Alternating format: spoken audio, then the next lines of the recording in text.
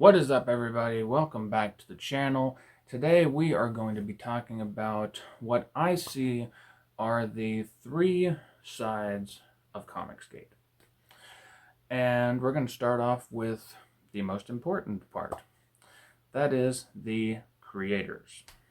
Now these are comic professionals like Ethan Van Sciver, Graham Nolan, Shane Davis, Aaron Lopresti, Art T. Bear, Billy Tucci.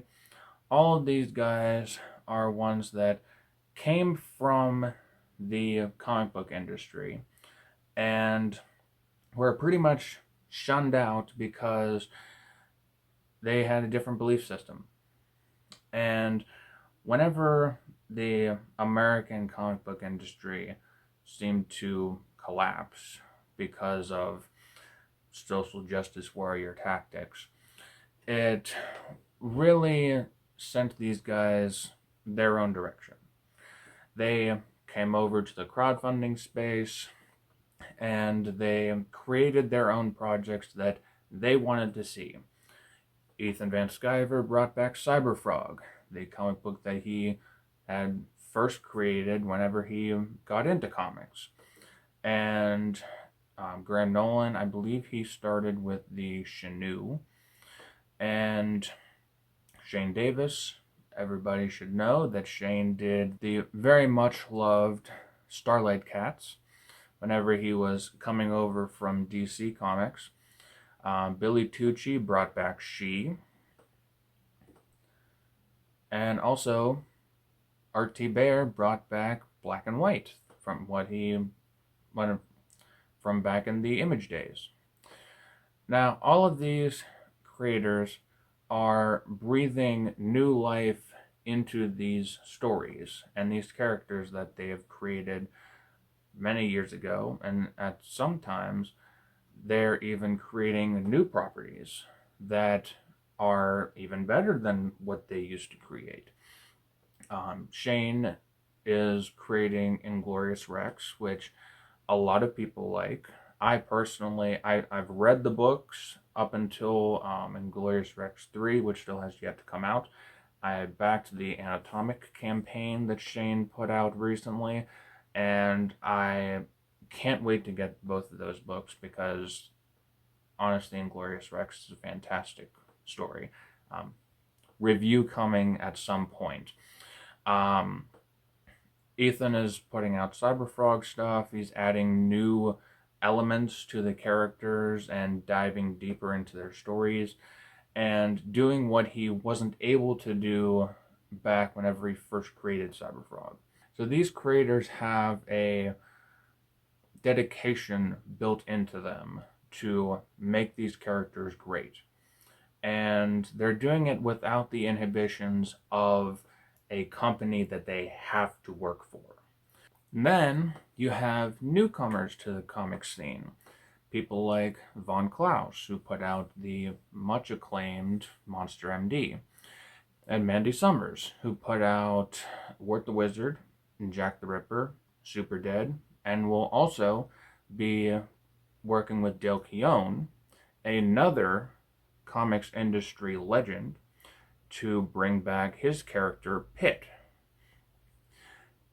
All of this is happening inside Comicsgate. These people are creating art. They're creating stories that will be brought to new audiences or old audiences who read the original stories from back whenever they were first put out, and seeing all of this stuff coming back with new life in it.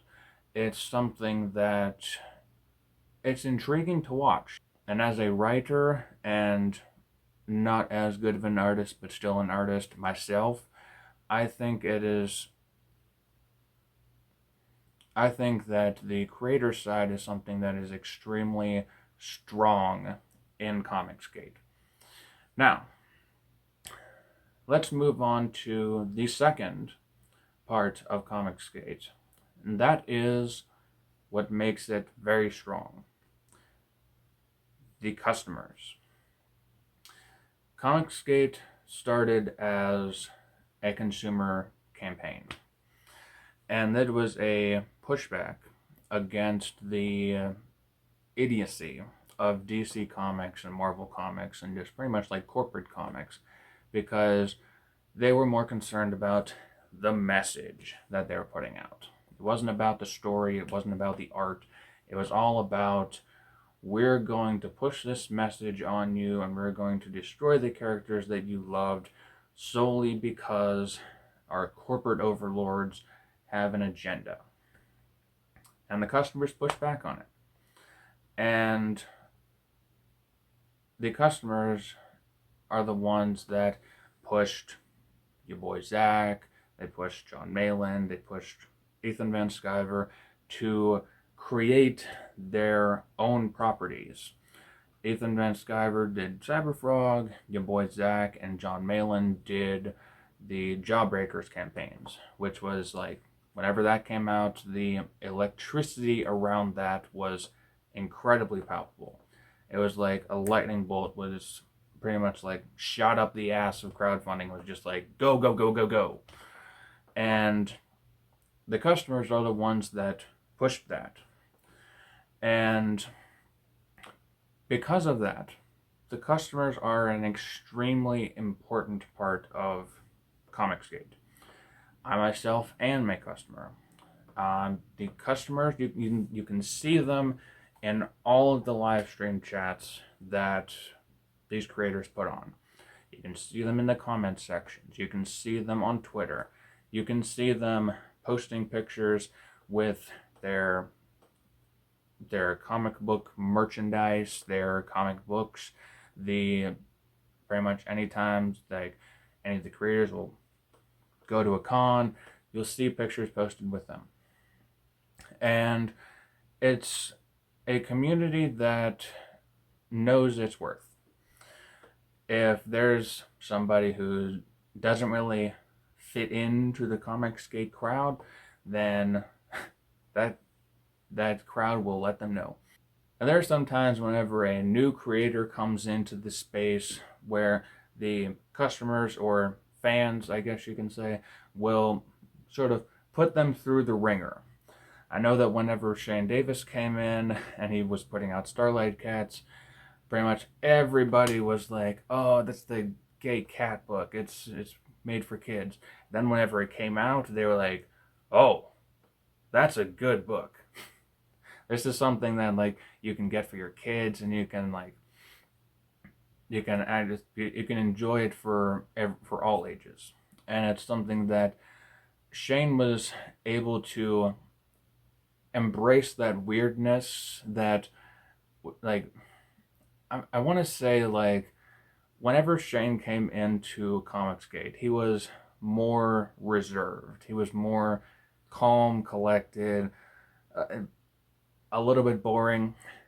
But now, whenever Shane Davis is on a live stream, it's hilarious. Whether it's just Shane Davis himself, or in his like little personality of Mange Davis, absolutely amazing. It's like Shane being put through that ringer by the fans and the creators who were sort of engaging with the fans in that same way. It turned him into this figure that I can enjoy watching on like any stream, whether he's talking about like actual comic book stuff as Shane Davis and getting into like the minute details of, this is how the business works and this is what I'm dealing with to get this comic book out to you, or if he's just like the Mange Davis and just like going into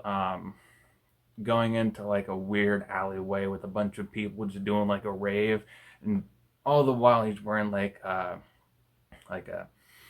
tiger suit. It's freaking hilarious. Like Ballers Sideshow on Fridays, I always have to go back and rewatch that because those are absolutely hilarious. Anyways, I'm getting off topic. The fans are the ones who decide if you're Comicsgate. And if you can make it through that sort of trial period and you actually show that you are dedicated to like the foundations of Comicsgate, then they will embrace you. Now, there have been some times whenever there's been like people who couldn't really handle that sort of like ribbing, and now I've come into the Comicsgate space like right at the tail end of like whenever Doug TenNapel and Mike S. Miller left the group, and since then, I personally can't see a time whenever like a creator has been pushed out. I can see times whenever a creator has voluntarily left and distanced themselves, like Doug TenNapel, Mike S. Miller, and a variety of other ones recently. And that's up to them. They can make their own decisions regarding that. But it's not like people were saying, get out. We don't want you here. People wanted them there. It's more of a matter of they decided not to be here. And it's up to them. I'm not one to say what a creator should or shouldn't be doing based on what they decide to do, but I see it as their decision. The fans are the ones who will decide if you are Comicsgate. They are a very smart group of individuals, and they will see if you're trying to pull the wool over their eyes. If a comic looks like it's going to be good, they will push it. If you have a proven track record, or if you seem like you are trustworthy, they will push you. There's been some times whenever there's been someone completely new. I actually have his sticker right here, NTM Comics. And there's a very specific reason why I mentioned Noah. Noah put out a comic book, and he was in high school. Granted, he was still starting. He had a little bit of ways to go, and Comicsgate supported him. He raised money on Indiegogo, got his book out. He actually sent the book out to backers, and people looked at the book. They said, we want to see more. So Noah decided to put out another campaign, raised some more money with that, again supported by Comicsgate, and while it took a couple years while he was going through college, he still, even while going through that pretty busy part of life, I know because I went through college, he still managed to get those books out to customers. And this is something that, I don't know, if he had submitted his book to Marvel or DC or Image, would he have had the opportunity to do that? I don't know. But having this crowdfunding space, this group of people who are willing to give him a chance and support his book, is that something that could have been done without the Comicsgate sphere? I honestly am not sure that it would have happened. Now, I'm one of the backers of Noah's campaign. I have taken a brief look at the art as compared to the first book and the second book. It is definitely an upgrade. I'll probably do a review and a comparison of those two books at some point. I don't know when, but I'm thinking about doing it at some point, so that we can take a deeper dive into that. But the fans of Comicsgate are part of the driving force behind it. They are the ones that support these campaigns. They are the ones that decide how successful you can be.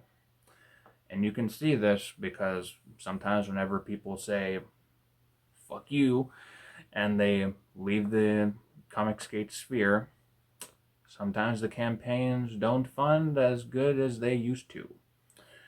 And that's because if you leave, then it's pretty much like saying what I just said to the fans. And it's not a way that they like to be treated. It's not a way that I like to be treated as a fan. And it seems like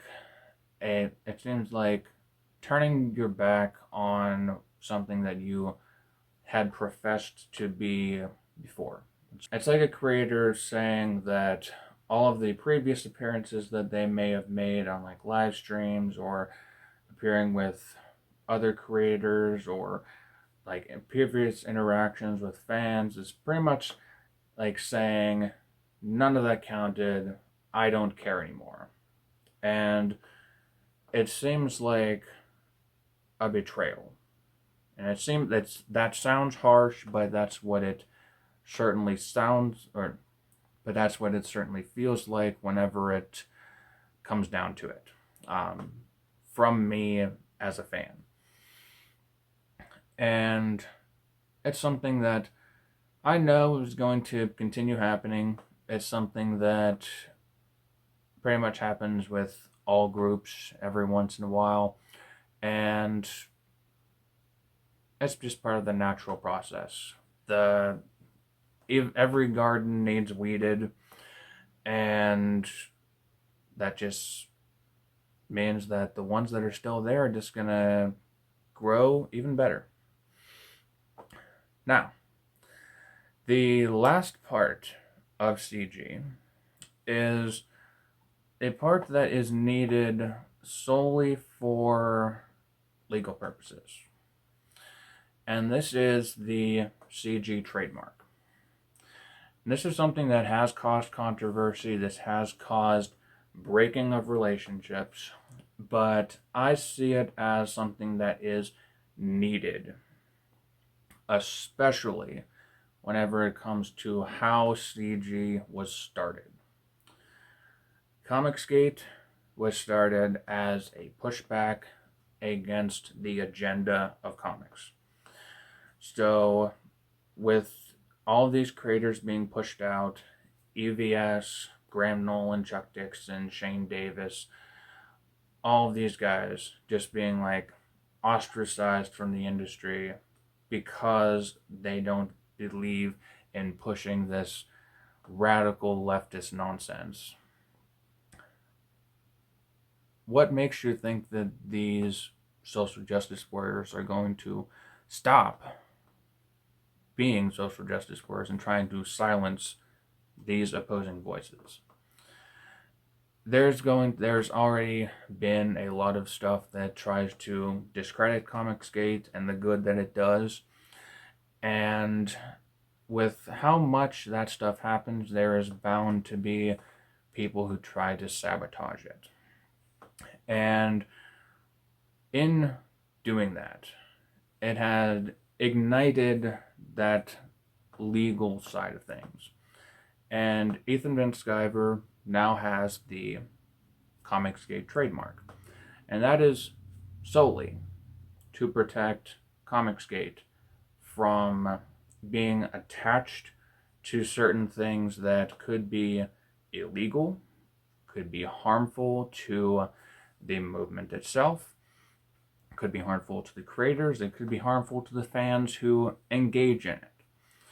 And I think that it is a good thing that Ethan has the trademark. Because if he didn't, then there could be a lot of comics out there that are branded with the CG label and have it be like condoning illegal acts or stuff like that's just like completely freaking disgusting. And it's something that could be immediately shut down because Ethan has the CG trademark. All he'd need to do is say, that is not allowed because this is infringing on the trademark. Get that CG label off of there. Now, granted, I'm not like a legal expert at all. And it's something that is far too intricate in my mind to like look into, because it's not something that I have to worry about at the moment. But I see it as something that is needed, especially whenever Comicsgate is already maligned by the leftists and the weirdos, pretty much just like dogpiling on it because it is a movement of creators and fans that solely want good stories, good art, and don't want to be force fed an agenda. So that's something that I do still see as important, and it has caused some rifts between people in Comicsgate that led to some people leaving.